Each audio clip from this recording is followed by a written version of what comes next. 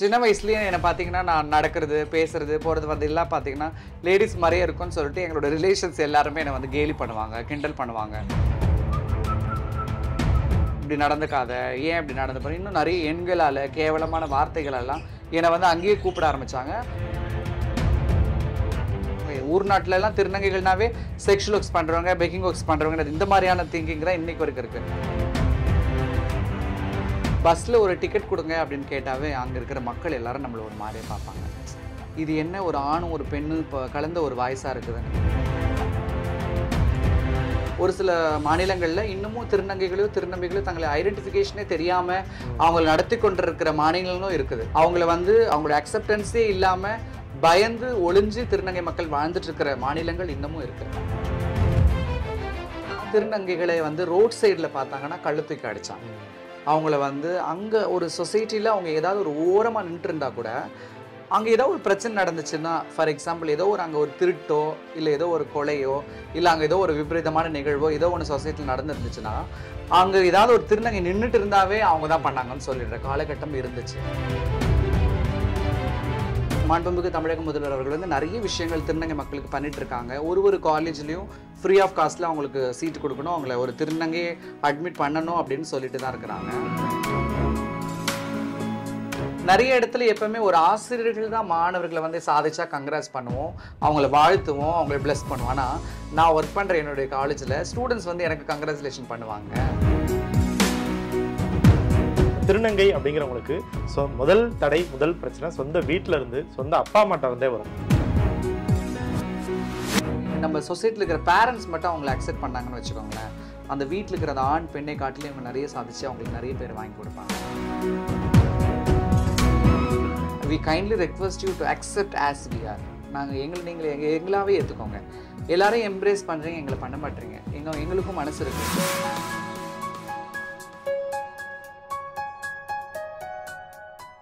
Modern Tamil Nadu நேயர்களுக்கு வணக்கம். இந்தியாவில் ஆங்கிலத்துறையில் உதவி பேராசிரியர் பணிக்கு தேர்ந்தெடுக்கப்பட்டிருக்கிற முதல் திருநங்கை டாக்டர் ஜென்சி இன்னைக்கு நம்மளோட இணைஞ்சிருக்காங்க. வணக்கம். வணக்கம். ஒரு சராசரி மனிதனா எம்ஏ, எம்ஃபில், பிஹெச்டிலாம் படித்து முனைவர், டாக்டர் அப்படிங்கிற நிலையை அடையிறதுக்கே வந்து பல தடைகள் வரும், பல சிக்கல்களை தாண்டி தான் நம்ம சாதிக்கணும். அந்த சூழலில் ஒரு திருநங்கை சமூகத்திலிருந்து வந்து இவ்வளவு படிப்புகளை படித்து டாக்டர் ஜென்சி அப்படிங்கிற நிலையை அடைஞ்சிருக்கீங்க. அந்த பயணம் பற்றி சொல்லுங்கள். ஃபர்ஸ்ட் ஆஃப் ஆல் வணக்கம், என் பேர் டாக்டர் ஜென்சி. நான் வளர்ந்து இவ்வளோ தூரம் அந்த பேராசிரியர் ஆகிறதுக்கு பின்னாடி இருக்கிற நிறைய பிரச்சனைகள், என்னுடைய சேலஞ்சஸ், என்னுடைய ஸ்ட்ரகிள்ஸ் எல்லாம் ரொம்பவே அதிகமான ஒரு விஷயம். ஒருவேளை சாப்பாடு கூட ஒவ்வொரு நாளும் நான் கஷ்டப்பட்டிருக்கேன். ஸோ இன்றைக்கி நான் ரொம்ப பெருமையாக சொல்லிக்கிறேன், நான் ஒரு இந்திய அளவில் ஆங்கிலத்துறையில் முதல் பேராசிரியர் அப்படின்னு சொல்லிட்டு. ஸோ என்னுடைய கிராமம் பார்த்திங்கன்னா திருத்தணி பக்கத்தில் ஒரு சின்ன கிராமம் தான், நேட்டிவ் ஆர்கேபேட்டை புதூர்னு சொல்லுவாங்க. ஸோ அங்கே தான் என்னுடைய ஸ்கூல் எஜுகேஷன்ஸ் எல்லாமே நான் ஸ்டார்ட் பண்ணேன். ஸ்கூல் அண்ட் காலேஜும் கூட எங்கள் கிராமத்துலேருந்து கொஞ்சம் தூரத்தில் இருக்கிற ஒரு கவர்மெண்ட் காலேஜில் தான் படித்தேன். பிஏ இங்கிலீஷ் வந்து பார்த்திங்கன்னா அருள்மிகு சுப்பிரமணிய சுவாமி அரசினர் கலைக்கல்லூரி திருத்தணியில் முடித்தேன். எம்ஏ அண்ட் எம்ஃபில் பார்த்திங்கன்னா doctor Ambedkar government arts science college வியாசர்பாடியில் முடித்தேன். பிஹெச்டி தான் லயோலா காலேஜ். பிஏலையும் எம்ஏலையும் நான் கோல்டு மெடலிஸ்ட்டு. 12ஆம் வகுப்பில் என்னுடைய வகுப்பில் முதல் மாணவராக தேர்ச்சி பெற்றேன். தொடர்ந்து இவ்வளவு படிக்கணுங்கிற உந்துதல் உங்களுக்கு எங்கேருந்து கிடச்சிச்சு? ஸோ இப்போது சின்ன வயசுலேயே என்னை பார்த்தீங்கன்னா நான் நடக்கிறது, பேசுறது, போகிறது வரது எல்லாம் பார்த்தீங்கன்னா லேடிஸ் மாதிரியே இருக்கும்னு சொல்லிட்டு எங்களோட ரிலேஷன்ஸ் எல்லாருமே என்னை வந்து கேலி பண்ணுவாங்க, கிண்டல் பண்ணுவாங்க. ஃபார் எக்ஸாம்பிள் நம்ம வீட்டை விட்டு இப்படி வெளியே போனாலோ இல்லை கடைக்கு எங்கேயாவது போயிட்டு வரும்பொழுதோ என்னை பார்க்கும்பொழுது அவங்களுடைய அணுகுமுறைகள் வந்து டோட்டலி டிஃப்ரெண்ட்டாக தான் இருக்கும். நான் என்னவோ தப்பு பண்ண மாதிரியும், நான் என்னவோ வேணுன்னே பண்ணுற மாதிரியும் அவங்க என்னை வந்து திட்டிகிட்டே இருப்பாங்க. ஃபார் எக்ஸாம்பிள், நீ ஏன் பொம்பளை மாதிரி நடக்கிற, பொம்பளை மாதிரி பேசுகிற, லேடிஸ் மாதிரி ஏன் நடந்துக்கிறேன்னு அங்கேயே 2ஆம் வகுப்பு படிக்கும் பொழுதே என்னை வந்து அந்த ஒரு ஆழ்த்துதலுக்கு என்னை வந்து தள்ளிட்டாங்க. அந்த இடத்துலையும் எனக்கு அந்த கஷ்டம் இருக்கும். என்ன இது, நம்ம என்ன தப்பு பண்ண, நம்ம என்னை பொறுத்தவரை கேஷுவலாக தான் இருக்கிறேன், ஆனால் ஏதோ ஒரு காரணத்துக்காக நான் வந்து ஏதோ தப்பு பண்ணுறேன், நான் வந்து என்னோட பிறந்ததை நான் வேறு மாதிரி பிரதிபலித்து காட்டுறேன் அப்படின்ற எண்ணங்கள் அவங்களுக்குள்ளே இருந்தாலும் என்னை வந்து சொல்லிகிட்டே இருப்பாங்க, இப்படி நடந்துக்காத, ஏன் இப்படி நடந்து போகிறேன். இன்னும் நிறைய எண்களால், கேவலமான வார்த்தைகளெல்லாம் என்னை வந்து அங்கேயே கூப்பிட ஆரம்பித்தாங்க. அப்படி பேசின அந்த வார்த்தைகள்லாம் ஏதோ ஒரு இடத்துல என்னை வந்து ரொம்ப சந்தோஷமாக பெருமையாக பேசுகிற இடம் எதுன்னு பார்த்தீங்கன்னா, என்னுடைய வகுப்புகளில் நான் முதல் மாணவரை நல்லா படிப்பேன் அப்படின்றது தான். ஸோ அதனால் அந்த மாதிரி இருக்கிற கட்டத்தில் ஒரே வாய் தான் ஒரு இடத்துல என்னை வந்து இகழ்வாக பேசுது, ஒரு இடத்துல என்னை ரொம்ப பெருமையாக பேசுது இல்லையா. ஸோ அப்போ நான் பார்த்தேன், இது ரெண்டுத்துல எது நம்ம தேர்ந்தெடுக்கணும். அப்போ எஜுகேஷன் தான். ஒருத்தவங்க என்னோட பிறப்பை வச்சு நீ இப்படி இருக்கிற, நீ ஒரு பொட்டை, நீ ஒரு 9, நீ ஒரு அலி, நீ ஒரு உஷ் அப்படின்னு கேவலமாக பேசுகிற வாய் தான். படிப்பு விஷயம் வரும்போது அவன் ரொம்ப நல்லா படிச்சிருவான் அப்படின்னு சொல்லுவாங்க. அப்போ அந்த இடம் தான் என்னை வந்து ஊக்குவிச்சுக்கிச்சு தானாகவே. ஸோ நம்ம இன்னும் கொஞ்சம் நல்லா நம்மளை நிறைய பேருக்கு சொசைட்டியில் அக்செப்ட் பண்ணி நம்மளை ஏற்றுட்டு நம்மளை பெருமையாக பேசுகிற இடம் ஒன்று எஜுகேஷன் தான். ஸோ அதை நம்ம ரொம்ப ஸ்ட்ராங்காக பிடிச்சிக்கணுன்றதுக்காக தான் நான் ரொம்ப அதை என்னோட எஜுகேஷனை ரொம்ப இறுக்கமாக நான் சேர்த்து பிடிச்சிக்கிட்டேன். இப்போ நான் வந்து நிறைய திருநங்கைகள்கிட்ட பேசியிருக்கேன். நார்மல் பர்சனுக்கு வந்து ஒரு சாதிக்கணும், படிப்பில் சாதிக்கணும், வாழ்க்கையில் சாதிக்கணும்னா வெளியில இருந்து தான் நிறைய பிரச்சனைகள் வரும், தடைகள் வரும், அதெல்லாம் தாண்டி அவங்க வரணும். பட் திருநங்கை அப்படிங்கிறவங்களுக்கு முதல் தடை, முதல் பிரச்சனை சொந்த வீட்டில இருந்து, சொந்த அப்பா அம்மாட்ட இருந்தே வரும். அது எப்படி கடந்து வந்தீங்க? ஸோ எனக்கு அப்பா அம்மா இப்போதைக்கு கிடையாது. அப்பா சின்ன வயசுல இறந்துட்டாரு. அம்மா வந்து நான் எம்ஃபில் முடிச்சுட்டு பிஹெச்டி ஜாயின் பண்ணுற வரைக்கும் இருந்தாங்க. எங்கள் ஃபேமிலி பொறுத்தவரையும் ஃபேமிலியிலேருந்து எனக்கு எந்த பிரச்சனையும் தொடங்கலை அப்படின்றது என்னுடைய முதற் கருத்து. ஏன்னா எங்கள் சுற்றி இருக்கிறவங்க ஏதாவது வந்து யாராவது கம்ப்ளைண்ட் பண்ணும்பொழுது மட்டும்தான் எங்கள் அம்மா வந்து என்னை திட்டுவாங்க, நீ ஏன் அப்படி நடந்துக்கிறேன். பட் எங்கள் அம்மாவாகவே என்னை எதுவுமே குறையாவோ என்னை வந்து உன்னுடைய பிறப்பு இப்படி இருக்குது, நீ இப்படி நடந்துக்கிறேன்னு அவங்களாவே எதுவும் இது வரைக்கும் சொன்னதும் கிடையாது. அந்த மாதிரி வேற பக்கத்து உறவினர்கள் வந்து ஏதாவது குறைகளை வைக்கும் பொழுது மட்டுமே அவங்க வந்து என்னை திட்ட ஆரம்பிப்பாங்க, நீ ஏன் அப்படி நடந்துக்கிற, நீ மாற்றிக்கோ அப்படின்னு எனக்கு அட்வைஸ் பண்ண ஆரம்பிப்பேன். எங்கள் ஃபேமிலியில் எங்கள் அண்ணன் தான் என்னை இன்னமும் அக்செப்ட் பண்ணிக்கல, இன்னமும் என்கிட்ட பேசாமல் தான் இருக்காங்க. ஏன்னா அவங்க படிக்கலைன்றதால அவங்களுக்கு புரிதல் இல்லை அப்படின்றது தான் என்னுடைய கருத்து. என்னுடைய ஒரே ஒரு கஷ்டம் அது மட்டும்தான். மற்றபடி ஃபேமிலி என்னை வந்து எல்லாருமே இப்போ அக்செப்ட் பண்ணிக்கிறாங்க. அக்செப்ட் பண்ணதுக்கு ஒரு மிகப்பெரிய காரணம் இருக்குது. ஃபேமிலி மட்டும் இல்லை, என்னுடைய கிராம மக்களும். உதயநிதி அண்ணன் வந்து சட்டப்பேரவையில் ஒரு 2-3 வருடங்களுக்கு முன்னாடி வந்து இந்த மாதிரி இந்திய அளவில் ஆங்கிலத்துறையில் லயலா காலேஜில் ஒரு திருநங்கை பிஹெச்டி படிச்சுட்டு இருக்காங்கன்னு சட்டப்பேரவையில் அனௌன்ஸ் பண்ணாங்க. அதெல்லாம் எங்கள் ஊரில் இருக்கிறவங்களாம் டிவியில் பார்த்துட்டு தான் அதுக்கப்புறம் தான் they started accepting me. ஏன்னா அவங்க எல்லாம் நினச்சிக்கிட்டாங்க நான் படித்து, இப்போ அவங்க ஊர் நாட்டிலலாம் திருநங்கைகள்னாவே செக்ஷுவல் ஒர்க்ஸ் பண்ணுறவங்க, பெக்கிங் ஒர்க்ஸ் பண்ணுறவங்க, இந்த மாதிரியான திங்கிங் தான் இன்னைக்கு வரைக்கும் இருக்குது. நான் இந்த மாதிரி மாறிட்டேன்னு சொன்ன உடனே அவங்களுக்கெல்லாம் அப்படி தான் நினச்சிக்கிட்டாங்க, இவ்வளோ இந்த பிள்ளை இவ்வளோ படிப்பெல்லாம் விட்டுட்டு இது அவங்க அந்த பக்கம் போயிடுச்சு அப்படின்னு ஃபீல் பண்ணாங்க.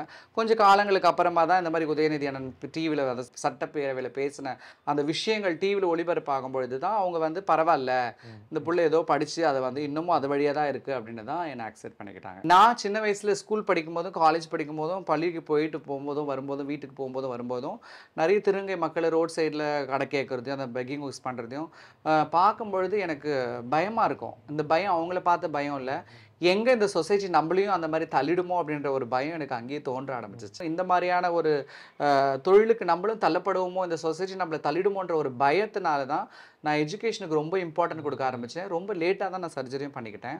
ஸோ அதனால தான் அந்த பயம் என்னை வந்து இவ்வளோ தூரம் கொண்டு வந்துச்சு இல்லையா. நம்ம நிறைய பேர் சொல்லுவோம் வாழ்க்கையில் வந்து பயப்படக்கூடாதுன்னு, ஆனால் பயம் நம்ம வாழ்க்கைக்கு தேவை. நம்மளுடைய ஃபீலிங்ஸு கண்டிப்பாக பயம்ன்ற ஒரு மனவெழுச்சி வளர்ச்சின்னு இருக்கணும். அப்படி இருந்தால் தான் பல்வேறு இடத்துல நல்வழிப்படுத்துறதுக்கான ஒரு ஆயுதமாகவும் அது இருக்கும். அப்படி அந்த பயம் தான் இன்னைக்கு என்னை இவ்வளோ தூரம் கொண்டு வந்திருக்கு. எங்கே போனாலும் முதல்ல எடுத்தோன்னே அவங்க மீதான ஒரு பார்வை மேலே இருந்து கீழே வரைக்கும் பார்ப்பாங்க, நீனா அப்படிங்கிற டோனில் இருப்பாங்க. இதெல்லாம் எப்படி கடந்தீங்க? ஸோ ஒரு ஃபார் எக்ஸாம்பிள் நான் யூஜி படிக்கும்போது ஸ்கூல்லேருந்து காலேஜ் போகிறதுக்கு கொஞ்சம் டைம் எடுக்கும். பஸ்ஸில் போனோம், 2 பஸ்ஸு மாறி போகிறோம். அந்த மாதிரி போகும்பொழுது பஸ்ஸில் ஒரு டிக்கெட் கொடுங்க அப்படின்னு கேட்டாவே அங்கே இருக்கிற மக்கள் எல்லாரும் நம்மளை ஒரு மாதிரியே பார்ப்பாங்க. இது என்ன ஒரு ஆணும் ஒரு பெண்ணும் இப்போ கலந்த ஒரு வாய்ஸாக இருக்குதுன்னு அவங்க அப்படி பார்க்கும் பொழுது அது நம்மளுக்கு ஒரு கஷ்டத்தை கொடுக்கும். நானாக வந்து என்னை மாற்றி பேசணுன்றதுக்காக பேசலை, வேணும்னு பேசலை, நடிக்கணுன்றதுக்காகவும் பேசல, எனக்கு இயல்பாகவே அது வருது. ஆனால் இந்த பார்வைக்காக நான் வந்து கேவலப்பட்டு வெட்கப்பட்டு அசிங்கப்பட்டு நின்ற நாட்கள், என்னை வேதனைக்குள்ளே நானே தள்ளிக்கிட்ட நாட்கள் அநேகம். அந்த மாதிரி நிறைய நாட்கள் இந்த மாதிரி நம்ம பேசக்கூடாது நார்மல் வாய்ஸில், நம்ம ஒரு ஆண் அதனால் நம்ம குரலை உயர்த்தி பேசணுன்னால நிறைய நாட்கள் என்னுடைய குரலெல்லாம் மாற்றி நான் நிறைய நாள் ட்ரை பண்ணியிருக்கேன். பட் அது எல்லாத்துலேயுமே நான் தோற்று தான் போயிருக்கேன். கடைசியில் என்னுடைய பெண் தன்மை தான் என்னை வந்து ஜெயிச்சிருக்கு அப்படின்றத நான் சொல்லிக்கணும். அந்த மாதிரியான பார்த்த மக்கள், என்னுடைய வாய்ஸை ஏளனமாக மக்கள் பார்த்து என்னை ஏளனமாக நினச்சவங்களை வந்து என்னுடைய வாய்ஸை விரும்பி கேட்க வச்ச நாட்களும் இருந்துச்சு என்னுடைய வாழ்க்கையில். நான் சென்னைக்கு வந்தோடனே பார்த்தீங்கன்னா ஆல் இண்டியா ரேடியோவில் நான் ஒரு அனௌன்சராக இருந்தேன். அதுக்கப்புறம் பார்த்தீங்கன்னா நம்ம தென்னிந்திய புத்தக விற்பனையாளர் மற்றும் பதிப்பாளர் சங்கம் நடத்தும் சென்னை புத்தக காட்சியின் அறிவிப்பாளராக ஒரு 12 ஆண்டுகளாக இருக்கிறேன். அது மட்டும் இல்லாமல் ஆல் இண்டியா ரேடியோவில் அனௌன்சராக இருந்தப்போ உங்கள் வாய்ஸ் ரொம்ப அழகாக இருக்குன்னு நிறைய பேர் என்கிட்ட சொல்லியிருக்காங்க. ஒரு காலகட்டத்தில் என்னை ஏளனமாக என்னுடைய குரலையே ஒரு கேவலமாக நினச்ச மக்கள் இந்த குரலுக்கு சொந்தக்காரி யாருன்னு தேட ஆரம்பித்தாங்க. இப்போ நீங்கள் சொல்லும்போது சொன்னீங்க, உங்கள வந்து பல்வேறு கொச்சையான வார்த்தைகள்ல சொல்லி திருநங்கை சமூகத்த வந்து கீழ்த்தரமா பேசுறதெல்லாம் ரொம்ப நாளா இருக்கு. அத வந்து முதல்ல தமிழ்நாட்டுல தான் எனக்கு தெரிஞ்சு மாத்துனாங்கன்னு நெனைக்கிறேன். அப்படியான பேர்கள் எல்லாம் எடுத்துட்டு, முன்னாள் முதலமைச்சரா இருந்த கலைஞர் வந்து உங்களுக்கெல்லாம் திருநங்கைங்கிற பேர அவர் தான் குடுத்தாரு. அத தொடர்ந்தே வந்து நீங்க அந்த பாலின மாற்று அறுவை சிகிச்சையே வந்து எனக்கு தெரிஞ்சு அத வந்து மறைமுகமா, இல்லீகலா பண்ண காலங்கள்லாம் இருந்துச்சு. இந்தியாவிலேயே தமிழ்நாட்டுல தான் முதலியா அத லீகலைஸ் பண்ணி, ஹாஸ்பிட்டல்ல அதுக்கான உதவித்தொகைகளும் குடுத்தாங்க. அந்த வகையில தமிழ்நாடு அரசு திருநங்கைகளுக்கு இப்பயும் சரி, முன்னாடியும் சரி, எந்த அளவுக்கு ஒரு சப்போர்ட்டிவா இருந்திருக்கு? ஸோ நீங்க சொன்னது உண்மையாலுமே கரெக்ட்டு தான். ஸோ முத்தமிழ் அறிஞர் கலைஞர் தான் வந்து எங்களுக்கு ரொம்ப கேவலமா எண்களாலயும், வார்த்தைகளாலயும் கூப்பிட்டுட்டு இருந்த எங்கள ஒரு அழகான ஒரு பேரு. இது வந்து நம்ம நெறைய ஸ்டேட் எடுத்துக்கிட்டாலும் அவங்க எல்லாம் ஒரு பேர் குடுத்திருப்பாங்க. ஃபார் எக்ஸாம்பிள் பீகார்ல கின்னர்ன்னு, ஒரு இடத்துல குஜராத்ல வந்து கோத்தீஸ்ன்னு. அதுக்கெல்லாம் என்ன அர்த்தம்? கிண்ணர். இது சேம் டிரான்ஸ்ஜெண்டர் இவங்க எப்படி நம்மள ரெப்ரசென்ட் பண்றாங்க அங்க அந்த ஸ்டேட்ல எல்லா ஸ்டேட்ல இருக்கிற பெயர்களை காட்டிலும் தமிழ்நாட்டுல நமது முன்னாள் முதலமைச்சர் முத்தமிழ் அறிஞர் கலைஞர் அவர்கள் கொடுத்திருக்கிற பெயர் வந்து ரொம்ப ரொம்ப சிறப்புக்குரியது. அது வந்து வேற எந்த ஸ்டேட்டுமே நம்மளை பார்த்து தான் கத்துக்கணும் அப்படின்றதுக்கு அது ஒரு முன்மாதிரி அப்படின்றத நம்ம வெளிப்படையா சொல்லலாம். நீங்க சொன்ன மாதிரி கொஞ்சம் காலகட்டத்துக்கு முன்னாடி நிறைய அவங்களுடைய சர்ஜரிஸ் எல்லாம் வந்து பார்த்தீங்கன்னா எந்த விதமான சப்போர்ட் இல்லாமல் ரொம்ப கஷ்டப்பட்டிருக்காங்க. நம்ம தமிழக முதல்வர் அவர்கள் தான் தமிழ்நாட்டில் இருக்கிற ஒரு சில குறிப்பிட்ட மருத்துவமனைகள் இல்லாமல் அனைத்து மருத்துவமனைகளும் பண்ணலான்னு பரிந்துரை செஞ்சுருக்காங்க. இப்போ நம்ம ராஜீவ்காந்தி ஹாஸ்பிட்டல்லாம் ஃப்ரீ ஆஃப் காஸ்ட்டில் தான் அவங்களுக்கு வந்து bottom surgery, breast implant surgery எல்லாம் பண்ணிட்டு இருக்காங்க. ஸோ மதுரை மருத்துவமனையிலையும் பண்ணிட்டு இருக்காங்க. மேலும் பார்த்தீங்கன்னா நிறைய திட்டங்கள் நீங்கள் சொன்ன மாதிரி பிங்க் ஆட்டோ, பேருந்தில் வந்து இலவசமாக திருநங்கைகளும் பயணிக்கலாம் அப்படின்ற ஒரு மிகப்பெரிய ஒரு விஷயம். அது மட்டும் இல்லாமல் இப்போ ரீசெண்டாக கல்லூரி மாணவர்களுக்கு கூட தமிழ் புதல்வன் புதுமை பெண் திட்டத்தில் கூட திருநங்கை மக்களை இணைச்சு அவங்களுக்கு ஒரு சில தளர்வுகள் கொடுத்தது அதை விட ஒரு பெரிய விஷயம்.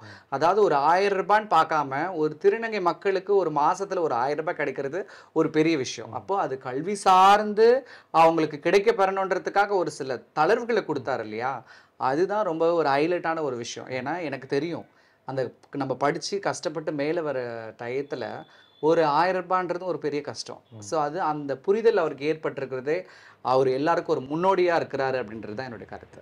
நீங்க வந்து முதல் உதவி பேராசிரியரா படிச்சு முனைவர் பட்டம் வரைக்கும் வாங்கியிருக்கீங்க. இப்ப இப்படியான உதவிகள் அரசு சார்பாகவும் செய்யப்பட்டுட்டு இருக்கு. எதிர்கால திருநங்கையர் சமூகம் எதை நோக்கி போயிட்டு இருக்கு இந்த உதவிகள் மூலமா? அடுத்து இன்னும் எப்படியான ஆட்களை எதிர்பார்க்கலாம்? மாண்புமிகு தமிழக முதல்வர் அவர்கள் வந்து நிறைய விஷயங்கள் திருநங்கை மக்களுக்கு பண்ணிட்டு இருக்காங்க. ஒரு காலேஜ்லயும் ஃப்ரீ ஆஃப் காஸ்ட்ல அவங்களுக்கு சீட்டு கொடுக்கணும், அவங்கள ஒரு திருநங்கையை அட்மிட் பண்ணணும் அப்படின்னு சொல்லிட்டு தான் இருக்கிறாங்க. எங்கள் கல்லூரியிலே ஒரு 7 திருநங்கைகள் படிக்கிறாங்க லயோலா காலேஜில். ஒரு வருஷமும் 7 திருநங்கைகளை நாங்கள் வந்து லயோலா காலேஜில் படிக்க வைக்கிறோம். அந்த மாதிரி ஒரு வருஷமா படிக்க வைக்கும் பொழுது அவங்க கேட்குற degree Loyola college free of காஸ்ட்ல கொடுத்துட்ருக்காங்க. அது மட்டும் இல்லாமல் இப்போ நம்ம ரீசெண்டாக கூட பார்த்தோமே நிறைய மீடியாஸில் எத்திராஜ் காலேஜில் கூட ஒரு டிரான்ஸ்ஜெண்டர்ஸை வந்து அட்மிட் பண்ணாங்க. நிறைய திருநங்கைகள் பிரசிடென்சிலையும் டிகிரி முடிச்சிருக்காங்க. செல்ஃப் ஹெல்ப் குரூப் பார்த்தீங்கன்னா திருநங்கைகளுக்கும் இருக்கணும் அப்படின்றது நம்ம தமிழக முதல்வர் அவர்கள் தான் தொடங்கி வச்சாங்க. அதாவது அதுலேயும் கூட ஒரு சில தளர்வுகளை எங்களுக்கு கொடுத்துருக்குது ரொம்பவே சந்தோஷமான ஒரு விஷயம். ஃபார் எக்ஸாம்பிள் பெண்கள்லாம் சேர்ந்துன்னா அவங்க நிறைய பேர் இருக்கணும், 12 பேர் 10 பேர், எங்களுக்கு வந்து 5 பேர் இருந்தாவே போதுன்னு அந்த மாதிரியான அந்த செல்ஃப் ஹெல்ப் குரூப் மூலமாக நிறைய திருநங்கைகள் அது அந்த அந்த லோன் எல்லாம் எடுத்து அவங்க தங்களுடைய சொந்த பிஸ்னஸ் எல்லாம் பண்ணிட்டு தான் இருக்கிறாங்க. ஒரு திருநங்கையாகவும் சரி, உங்களோட பர்சனல் லைஃப்லையும் சரி, பல தடைகள் பல பிரச்சனைகளை தாண்டி இந்த நிலைக்கு வந்திருக்கேன்னு சொன்னீங்க. இப்போ இந்தியாவின் முதல் ஆங்கிலத்துறை உதவி பேராசிரியராக இருக்கீங்க, பணியும் தொடர்ந்து செஞ்சுக்கிட்டு இருக்கீங்க. இப்போ எப்படி இருக்கு உங்கள் பயனை திரும்பி பார்க்கும்போது? ஸோ இது வந்து ஒரு சூப்பரான கொஸ்டினா. ஸோ இது ரொம்ப பெருமையாக இருக்குது, ரொம்ப கம்ஃபர்டபுளாக இருக்குது, ரொம்ப காமாக இருக்குது. இத்தனை வருடங்கள் என்னுடைய பக்கங்களை நான் திரும்பி பார்க்கும் பொழுது ஒரு 50% வந்து நான் தாண்டி ஒரு ஒரு ஒரு அமைதியான நிலைமையில் இருக்கிறேன். ஸோ இது முழுமை அடையணும்னா நான் ஏற்கனவே உங்களுக்கு சொன்ன மாதிரி நமது தமிழக முதல்வர் அவர்கள் சமூக நீதியை திராவிட மாடல் ஆட்சியை செய்து கொண்டிருக்கும் மாண்புமிகு தமிழக முதல்வர் அவர்களை நான் அப்பான்னு சொல்லி ஒரு கோரிக்கை வச்சுருந்தேன். ஸோ எனக்கு அப்பா அம்மா கிடையாது, அவர் தான் சொல்லி அவர்கிட்ட பேசியிருந்தேன். கண்டிப்பாக நான் முயற்சி பண்ணுறேம்மா, ஹெல்ப் பண்ணுறேம்மான்னு சொல்லியிருக்காரு. என்னன்னு பார்த்தீங்கன்னா அரசினர் கலைக்கல்லூரியில் ஆங்கிலத்துறையில் ஒரு நிரந்தர பேராசிரியர் பணியை எனக்கு வழங்கணும் அப்படின்னு சொல்லிட்டு. ஏன்னா ஒரு திருநங்கையாக நான் இவ்வளோ தூரம் கஷ்டப்பட்டு இவ்வளோ பிரச்சனைகள் போராட்டங்கள் மத்தியில் இவ்வளோ பெரிய ஆளாக இன்னைக்கு இந்திய அளவில் ஆங்கிலத்துறையில் ஒரு PhD முடித்த ஒரு திருநங்கையாக இருக்கிறேன். ஸோ இது எப்போ முழுமை பெறும் அப்படின்னு பார்த்தீங்கன்னா நான் ஒரு நிரந்தர பணியில் கவர்மெண்ட் காலேஜில் இருக்கும் பொழுது தான். ஏன்னா அப்போ தான் எங்களை மாதிரியான மக்களும் அதை பார்த்து ஒரு நிறைய பேர் இது என்னுடைய வளர்ச்சியாக மட்டும் பார்க்க மாட்டாங்க, என்னை எதிர்நோக்கி வர, என்னை பின்பற்றி வர இந்த சமூக மக்களுக்கு இது ஒரு முன்னுதாரணமாக இருக்கும்.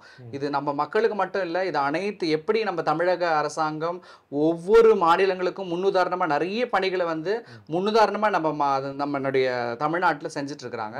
ஸோ அந்த மாதிரி இதையும் கூட எடுத்து செஞ்சாங்கன்னா நல்லாயிருக்கும். தமிழ்நாட்டில் ஒரு பெயர் மாற்றம் செஞ்சதில் ஆரம்பித்து அவங்களுக்கான பல கல்வியாக இருக்கட்டும், பொருளாதார வசதிகளாக இருக்கட்டும், எல்லாம் செஞ்சு கொடுக்குற வரைக்கும் பல விஷயங்கள் பற்றி, திட்டங்கள்லாம் பற்றி பேசுனீங்க. இப்போ நம்ம மற்ற மாநிலங்கள், நீங்கள் ஒரு உதவி பேராசிரியர் அளவுக்கும் படிச்சிருக்கீங்க, முனைவர் பட்ட மகளுக்கு, மற்ற நாடுகளில் திருநங்கைகளோட நிலைமை 2025 எப்படி இருக்குது, அந்த அரசாங்கங்கள் எப்படி செயல்படுறாங்க? ஸோ இன்னைக்கு பார்த்தீங்கன்னா அனைத்து மாநிலங்களுக்கும் இந்தியாவில் ஒரு முன்னுதாரணமாக தான் நம்ம தமிழக அரசாங்கம் வந்து திகழ்ந்து கொண்டிருக்குது. அதுக்கு எக்ஸாம்பிள் பார்த்தீங்கன்னா social welfare department, social welfare for டிரான்ஜெண்டர்ஸ்க்கு வந்து கொண்டு வந்தது இந்திய அளவில் தமிழ்நாடு மாநிலம் தான் முதல்ல. அதுக்கப்புறம் தான் நம்மளை ஃபாலோ பண்ணி தான் மற்ற டிஸ்ட்ரிக்ட் எல்லாம் பண்ணிட்டு இருக்காங்க. அந்த மாதிரி எல்லா விஷயங்களுமே நான் ஏற்கனவே சொன்ன மாதிரி அந்த திருநங்கை அப்படின்ற அந்த பெயர் கூட நம்ம தான் முன்னுதாரணமாக இருக்கிறோம். அந்த அவர்களுடைய பெயர்களெல்லாம் நம்ம கம்பேர் பண்ணும்போது இது ரொம்ப சிறப்பாக இருக்குது, இது ரொம்ப அழகாக இருக்குது, நிறைய பேர் இதை விரும்புகிறாங்க, நிறைய பேருக்கு இது தெரியுது.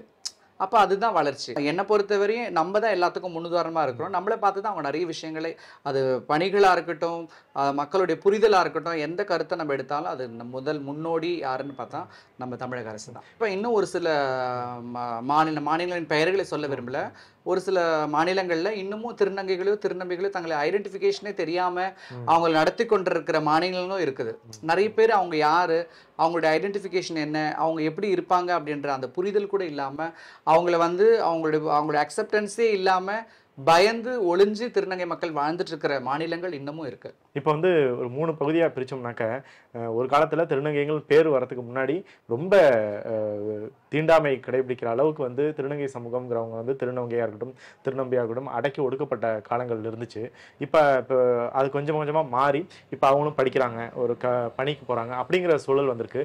இப்போ அடுத்த தலைமுறை உங்களை திருநங்கைகளை அணுகும் விதம் எப்படி இருக்கு? ஏன்னா நீங்கள் வந்து அடுத்த தலைமுறை மாணவர்களோட தொடர்பில் இருக்கீங்க, அவங்களை அணுகிற விதம் எப்படி இருக்கு? அடுத்த தலைமுறை இந்த திருநங்கை சமூகத்தை எப்படி பார்க்குது தமிழ்நாட்டில்? ஸோ கொஞ்சம் காலகட்டத்துக்கு முன்னாடி பார்த்தீங்கன்னா திருநங்கைகளை வந்து ரோட் சைடில் பார்த்தாங்கன்னா கள்ளு தூக்கி அடிச்சாங்க. அவங்கள வந்து அங்கே ஒரு சொசைட்டியில் அவங்க ஏதாவது ஒரு ஓரமாக நின்றுட்டு இருந்தா கூட, அங்கே ஏதோ ஒரு பிரச்சனை நடந்துச்சுன்னா, ஃபார் எக்ஸாம்பிள் ஏதோ அங்கே ஒரு திருட்டோ இல்லை ஏதோ ஒரு கொலையோ இல்லை அங்கே ஏதோ ஒரு விபரீதமான நிகழ்வோ ஏதோ ஒன்று சொசைட்டியில் நடந்துருந்துச்சுன்னா, அங்கே ஏதாவது ஒரு திருநங்கை நின்றுட்டு இருந்தாவே அவங்க தான் பண்ணாங்கன்னு சொல்லிடுற காலகட்டம் இருந்துச்சு. சங்க காலத்தில் பார்த்தீங்கன்னா நம்ம முன்னோர்கள் வாழ்ந்த காலத்தில் திருநங்கைகள் வந்து அரசர்களுக்கு ஆலோசகராகவும் பாதுகாவலராகவும் இருந்திருக்காங்க. இமேஜின் பண்ணி பாருங்க. அப்படிப்பட்ட ஒரு மக்கள் இன்றைய காலகட்டத்தில், கொஞ்சம் இடைப்பட்ட காலகட்டத்தில் ரொம்ப கேவலமாக நடத்தின சமூகம் தான் நம்ம சமூகம். ஆனால் இன்றைய காலகட்டத்தில் அவங்களுடைய புரிதல்கள் கொஞ்சம் கொஞ்சமாக நிறையவே இருந்துட்டு இருக்கு. இப்போ நான் ஒரு பேராசிரியராக அதை எப்படி பார்க்குறேன், என்னுடைய மாணவர்களிட்டன்னு பார்க்கணும், நிறைய இடத்துல எப்பவுமே ஒரு ஆசிரியர்கள் தான் மாணவர்களை வந்து சாதிச்சா கங்க்ராட்ஸ் பண்ணுவோம், அவங்கள வாழ்த்துவோம், அவங்கள பிளஸ் பண்ணுவோம். ஆனால் நான் ஒர்க் பண்ணுற என்னுடைய காலேஜில் ஸ்டூடெண்ட்ஸ் வந்து எனக்கு கங்க்ராச்சுலேஷன் பண்ணுவாங்க. அதை நான் ஒரு வளர்ச்சியாக பார்க்குறேன் இல்லையா? ஸோ நிறைய பேர் இப்போ முந்தானத்து கூட ஒரு பையன் இங்கே எந்த டிபார்ட்மெண்ட்டே தெரியல வந்து, மேம் கங்க்ராச்சுலேஷன் மேம், அது ஒரு ஒரு ஒரு ஒரு பூஸ்ட் கொடுத்துச்சு எனக்கு. நம்ம எல்லாம் நினச்சிட்டு இருக்கோம் நம்ம தான் சின்ன பசங்களை வாழ்த்தணும், சின்ன பசங்களும் ஒரு புரிதல் ஏற்பட்டு நம்மளை வாழ்த்துறது எவ்வளோ பெரிய விஷயம் இல்லையா? அது மட்டும் இல்லாமல் இங்கே படித்த ஒரு ஸ்டூடெண்ட்டு எங்கள் ஊரில் எங்கள் ஃப்ரெண்டுக்கிட்ட என்னை பற்றி சொல்லியிருக்காங்க, அந்த மேடம் ரொம்ப அழகாக பாடம் நடத்துகிறாங்க, ரொம்ப வந்து அவங்க ஒரு ப்ராக்டிக்கலாக இருக்கிறாங்க, அவங்க பாட்டுன்னு வருவாங்க, அவங்க வேலையை பார்ப்பாங்க போவாங்க. அதெல்லாம் கேட்கும் பொழுது திருநங்கைகளை பற்றின புரிதல் கண்டிப்பாக மாணவர்களிடத்துலையும் இருக்குது. அது எஸ்பெஷலி லைலா காலேஜ். ஏன்னா ஒரு ஆண்டும் 7 பிள்ளைகளுக்கு ஃப்ரீ ஆஃப் காஸ்ட்டில் அவங்க கேட்குற டிகிரியை கொடுத்துட்ருக்காங்க. அதனால் அங்கே இருக்கிற மாணவர்களுக்கும் சரி, பேராசிரியர்களுக்கும் சரி, திருநங்கைகளை பற்றின புரிதல்கள் ரொம்பவே அதிகமாக இருக்கும். ஒரு முன்மாதிரி திருநங்கையா மாறி இருக்கீங்க. இன்னமும் திருநங்கை சமூகம் கடக்க வேண்டிய பாதைகள், அடைய வேண்டிய லட்சியங்கள் நிறையா இருக்கு. நீங்க அந்த உங்களோட திருநங்கை சமூகத்துக்கே என்ன சொல்ல விரும்புறீங்க? ஸோ இந்த சமூகத்தில் ஒரு ஆணாக இருந்தாலும் சரி, ஒரு பெண்ணாக இருந்தாலும் சரி, கஷ்டங்கள், போராட்டங்கள், பிரச்சனைகள் எல்லாருக்குமே இருக்கும். அது எங்கள் மக்களுக்கு ரொம்ப அதிகமாக இருக்கும் அப்படின்றது தான் எங்கள் விஷயம். ஒரே ஒரு ஜென்ரலான விஷயம் சொல்லணும்னா, நம்ம சொசைட்டியில் இருக்கிற பேரண்ட்ஸ் மட்டும் அவங்கள அக்செப்ட் பண்ணாங்கன்னு வச்சுக்கோங்களேன், அந்த வீட்டில் இருக்கிற அந்த ஆண் பெண்ணை காட்டிலும் இவங்க நிறைய சாதிச்சு அவங்களுக்கு நிறைய பேர் வாங்கி கொடுப்பாங்க. அதை நம்ம யாரும் பண்ண மாட்டோம்.